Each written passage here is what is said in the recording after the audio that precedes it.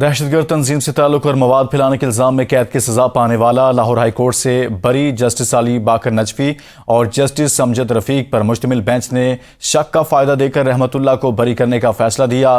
C T D کے ہاتھوں گرفتار ہونے والے ملزم کو انسداد دہشت گردی عدالت نے مجموعی طور پر 10 سال کی سزا سنائی تھی۔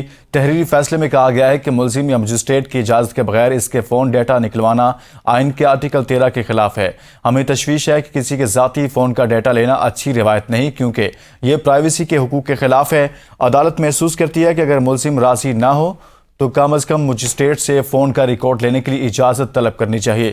اسی بارے میں تفصیلات جانتے ہیں نمائندہ ABN نیوز لاہور سے اسد شاہ سے۔ جی اسد شاہ، مزید بتائیے گا۔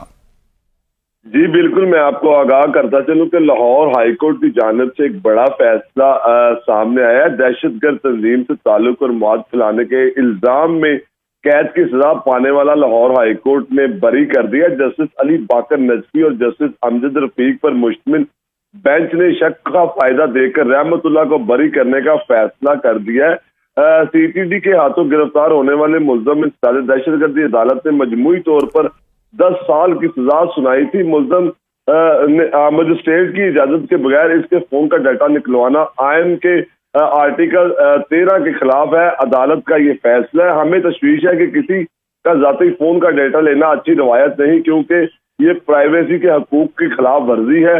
عدالت نے مزید کہا کہ عدالت محسوس کرتی ہے کہ اگر ملزم راضی نہ ہو تو کم از کم مجسٹریٹ سے فون کا ریکارڈ لینے کے لیے اجازت طلب کرنی چاہیے۔ اس جدید دور میں ہم اپنے قریبی پیاروں سے آڈیو ویڈیو کے ذریعے بات کرتے ہیں۔ فیصلے کا متن: ہمارے فونز ہمارے گھر سے کم نہیں۔ اپنے گھر کی چادر چاردیواری کا حق محفوظ رکھنے میں جو ہمیں آئین تحفظ دیتا ہے عدالت۔ انسان کتابیں، گوگل، فیس بک، یوٹیوب، ٹویٹر دیکھتا ہے جس کی قانون میں جو ہے وہ معاملت ہے۔ جب تک انسان اپنی جو ہے معاملات کو فون میں سیکرٹ رکھتا ہے، اس کی اجازت یا ہدایت کے بغیر معلومات کو لینا غیر قانونی ہے۔ یہ فیصلے کا متن ہے۔ میں مزید بتاتا ہوں کہ عدالت نے کہا ہے کہ اگر معلومات کا حصول قانون کے خلاف ہے تو اسے قانون کے ذریعے روکا جا سکتا ہے۔ قانون کے تحت اگر موبائل فون کا ڈیٹا کسی جرم کا لنک دے رہا ہے تو 24 گھنٹے میں عدالت کے نوٹس میں لا کر